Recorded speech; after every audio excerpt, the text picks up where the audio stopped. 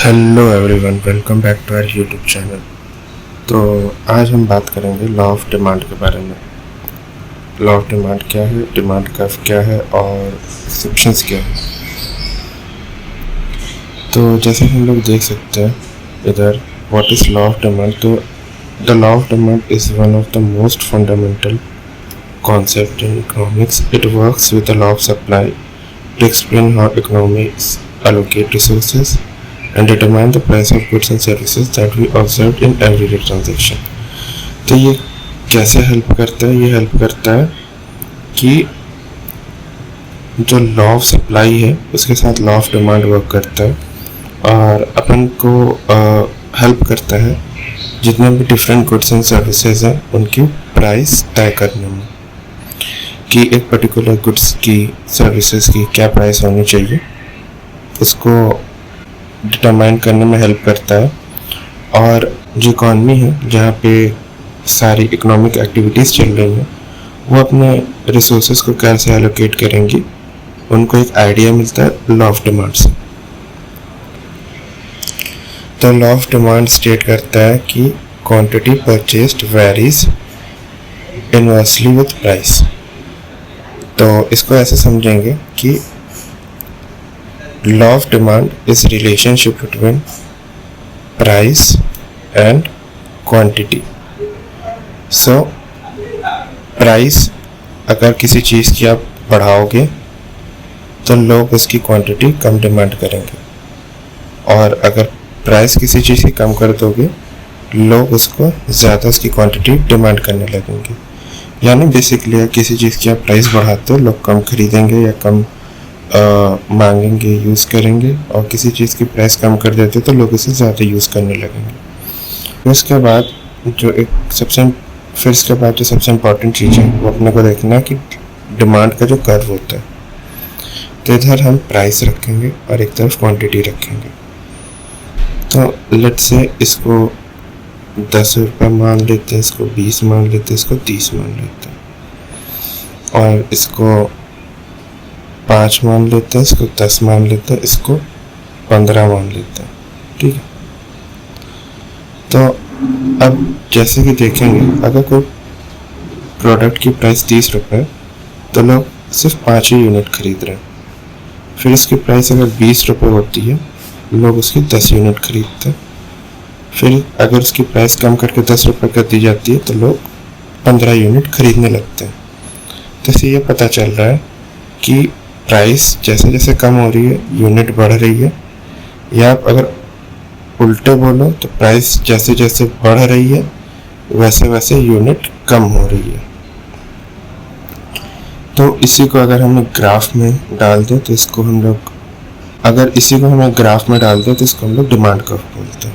Simple सी चीज़ है, ज़्यादा मगजमारी भी नहीं है और ज़्यादा टेंशन वाली भी चीज़ नहीं है, बहुत सिंपल सा।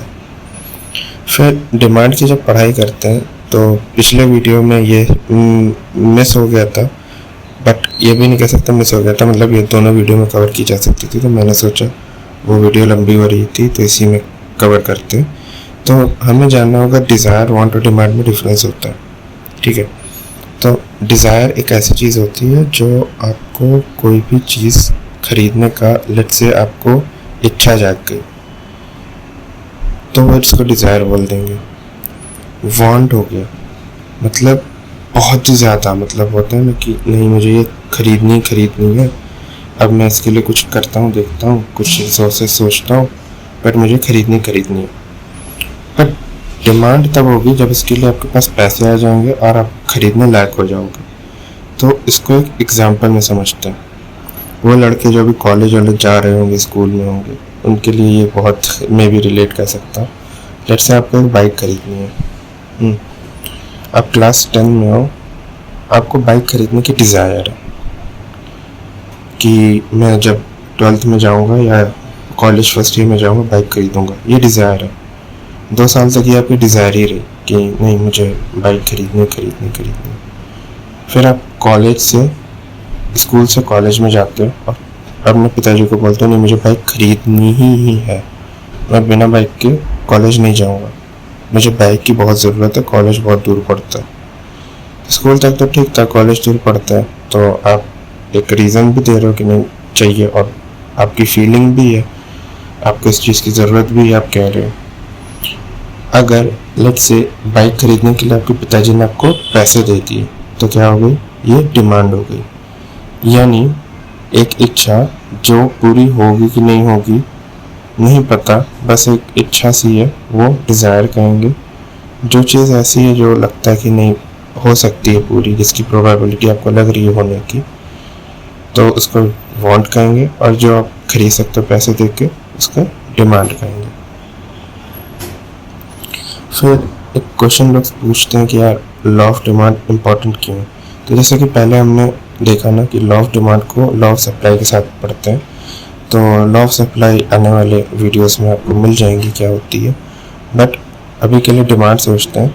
तो लॉ ऑफ सप्लाई और डिमांड का कर्व अगर ऐसा होता है, सप्लाई का कर्व ऐसे होता है, जहाँ पे ये मीट होता है वहाँ पे हम कोई प्रोडक्ट का प्राइस डिफाइन करते हैं। तो ये जो लॉ ऑफ डिमांड है ना, क्योंकि इसमें बाकी फैक्टर्स जो भी होते हैं उसको हम लोग नहीं पढ़ रहे हैं अभी, लॉ ऑफ डिमांड में सिर्फ प्राइस और क्वांटिटी डिमांडेड पढ़ रहे हैं। बाकी फैक्टर्स जैसे कि taste preference, price of substitute goods वगैरह वगैरह, complementary goods, availability of goods, और ऐसे ही काफ़ी चीज़ें, गिवन गुड्स वगैरह हम लोग कंसिडरेशन में नहीं ले रहे। हम लोग सिर्फ ले रहे हैं एक प्रोडक्ट जो कि नॉर्मल प्रोडक्ट है, प्रॉपर प्रोडक्ट है, उस प्रोडक्ट या सर्विस का, गुड्स एंड सर्विसेज का प्राइस के साथ क्या रिलेशन है वो हम लोग इधर पढ़ते हैं। तो ये इसलिए इम्पोर्टेंट है, बता दिया कि कोई भी जो प्रोडक्ट है वो किस प्राइस पे बिक रही है, ख़रीद रही है, ठीक है, उसकी मार्केट में डिमांड है कि नहीं, उसका सप्लाई बढ़ाना है कि नहीं। तो ये चीज़ बहुत इंपॉर्टेंट हो जाती है, और सिर्फ लॉ ऑफ डिमांड कोई ख़ास काम नहीं होता, ये लॉ ऑफ सप्लाई के साथ पर बहुत ही खास हो जाता है। बट लॉ ऑफ डिमांड के कुछ एक्सेप्शंस हैं, जैसे कि हम लोगों ने देखा कि जब कोई चीज़ का प्राइस बढ़ता है तो उसकी क्वांटिटी डिमांडेड, उसको ख़रीदने के लोग कम हो जाते हैं, उसकी क्वांटिटी गिर जाती है, लोग कम खरीदते हैं। बट इसका ना एक एक्सेप्शन भी है, कुछ केसेस में ये काम नहीं करता। लेट्स से वो कौन से केसेस हैं, तो एक है वेबलेंट गुड्स। तो वेबलेंट गुड्स ऐसे गुड्स होते हैं जिनकी प्राइस बढ़ने पे डिमांड भी बढ़ जाती है। तो इसको लोग as a status symbol use करते हैं। आपके पास मान लो बहुत बेइंतहा पैसा है, आपको एक रोलेक्स की वॉच चाहिए, तो अब ये रोलेक्स की वॉच, लेट से ड्राइंग बहुत बेकार है, बट रोलेक्स की वॉच लेट से इसका प्राइस 1 करोड़ था, बढ़ के 1.5 करोड़ हो गया, कोई फ़र्क नहीं पड़ता, आपको ख़रीदना आप खरीदोगे। आपके पास, आपको मान लो नाइकी एयर जॉर्डन के जूते हैं, वो लिमिटेड एडिशन है, और नॉर्मल जूते में भी 20,000 के आते हैं, ये 25,000 के हैं। तो क्योंकि ये लिमिटेड एडिशन है, महंगे हैं, तो क्या हुआ, ख़रीदोगे। तो ये चीज़ हो जाती है। और गिवन गुड्स ऐसे गुड्स होते हैं जो कि एकदम ही बेसिक नेसेसिटीज़ के गुड आप कह सकते हैं ना, तो इनके प्राइस बढ़ने पे डिमांड में कोई खास चेंज नहीं आती, मोर और लेस कांस्टेंट ही रहती है। बट कभी कभी कह सकते हैं ना, जैसे लॉ ऑफ डिमांड है, प्राइस बढ़ेगा तो इसका क्वांटिटी डिमांडेड कम होना चाहिए, बट ये वैसे के वैसे ही रहते हैं मोस्ट ऑफ टाइम्स। दवाइयाँ हो गई आपकी, फिर आपके आटा चावल हो गए, नमक हो गया। तो ऐसा तो नहीं है कि नमक के प्राइस कम हो जाएंगे तो आप खाने में 1 चम्मच डालते हो तो 2 चम्मच डाल के खाओगे। तो ये थी हैं कुछ चीज़ें जो कि एक एक्सेप्शन है। और अदर एक्सेप्शन कुछ ऐसे हो सकती हैं, जैसे लेट्स से आप सोच रहे हो कि कोई चीज़ का प्राइस सामने गिरने वाला है, तो आप उस चीज़ को अभी नहीं खरीदोगे, और वैसा वर्षा आप सोचते हो सामने कोई चीज़ का प्राइस बढ़ने वाला है तो आप उस चीज़ को खरीद लोगे अभी। तो जैसे कि कभी कभी पेट्रोल का प्राइस बढ़ने वाला होता पता होता है, तो 12 बजे के पहले या जो टाइम पे बढ़ने वाला होता है उसके पहले हम लोग जाके टंकी फुल करा लेते अपनी गाड़ियों की। और जैसे कभी कभी लगता है मार्केट में कि नहीं ये शेयर का दाम अभी गिरेगा या इस प्रोडक्ट का दाम अभी गिरेगा, तो अभी नहीं खरीदते, जब गिर जाएगा तब खरीदेंगे। तो उस तरह की चीज़ों को स्पेकुलेटिव डिमांड बोलते हैं, तो वो एक एक्सेप्शन है। फिर एक चीज़ होती है स्नॉब अपील। तो कुछ ऐसी चीज़ें होती हैं जिनको पीपल ना प्राइस के वजह से नहीं खरीदते। ठीक है, उसका क्या प्राइस है, उसका क्या मतलब मोल है। अगर मैं आपको एक एग्जांपल समझाऊँ तो अगर आप 30 रुपये में 1 किलो आटा लेने जा रहे हो और वही आपको कुछ दिन बाद 30 रुपये में 750 ग्राम मिलेगा, तो उसका मोल कम हो रहा है, राइट। मतलब 30 रुपये में जो मिलना था, मतलब 30 रुपये का मोल कम हो रहा है और आटे का मोल ज़्यादा हो रहा है, वो महंगा हो रहा है आटा। बट इस चीज़ से आपको बहुत फ़र्क पड़ेगा। आप में भी कंजम्पशन वगैरह कम कर सकते हो, आटे का चावल खरीद सकते हो, कुछ और कर सकते हो। बट कुछ चीज़ें ऐसे होती हैं, जैसे वेवलेंट गुड्स के बारे में हम लोगों ने समझा कि उनके असली प्राइस क्या है किसी को फ़र्क नहीं पड़ता, वो महंगी है इसीलिए लोग खरीदेंगे। तो जो भी है, तो इस चीज़ों को स्नॉब अपील बोलते हैं। फिर एक होता है using price as index of quality. कभी कभी ऐसा होता है ना, कोई चीज़ें सेम क्वालिटी की होती हैं बट एक चीज़ का प्राइस क्योंकि ज़्यादा होता है तो हम सोचते हैं जो महंगा है वो बेटर होगा। कभी कभी ऐसा ऑनलाइन शॉपिंग में भी होता होगा कि कोई छोटा ब्रांड है, उसका प्रोडक्ट भी, लेट्स से आप एक आयरन खरीदने जा रहे हो, कपड़ा इस्त्री करने वाली मशीन, तो अगर वो कोई छोटे ब्रांड का है और वो 500 का है तो मे बी आप ना खरीदो। बट वही कोई बड़े ब्रांड का 700 का होगा तो आप खरीद लोगे, राइट। और कभी कभी ऐसा भी होता है कि दोनों में सेम 1 साल की वारंटी है, बट क्योंकि ये छोटे ब्रांड का है 500 का प्राइस है और ये बड़े ब्रांड का 700 का प्राइस है, तो हम लोग ये सोचते हैं जितना अगर महंगा है तो ब्रांड भी अच्छा है तो अच्छी चीज़ होगी। या अगर दोनों सिमिलर ब्रांड के हैं, स्पेसिफिकेशन भी 19-20 लग रही है, तो वो जो 20 वाला होता है ना, अपन वो ले लेते हैं, उसको जस्टिफाई करते हैं कि नहीं ये महंगा है तो ये अच्छा होगा। तो ये भी चीज़ कभी कभी एक्सेप्शन होती है आपके लॉ ऑफ डिमांड की।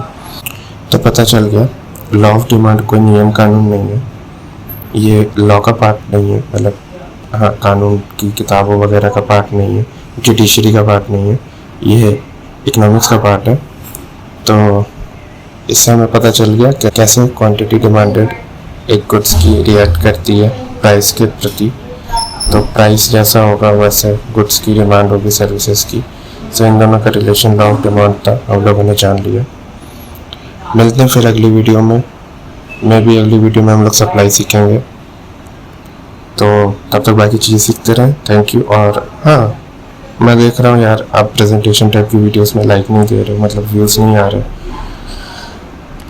बट ये सब जो टॉपिक्स है मेरे को लगता है कि प्रेजेंटेशन टाइप की वीडियोस में ही समझाना ईजी होगा। बट अगर आप चाहते हो, या मतलब अगर मैं फेस वीडियो भी बनाऊँ तो मेरे को भी इशू होगा इस वीडियो को बनाने में, क्योंकि कई चीज़ें हैं जो मैं लिख के समझाना चाहता हूँ या ड्रॉ करके समझाना चाहता हूँ, तो वो चीज़ मैं फेस वीडियो में नहीं बता सकता।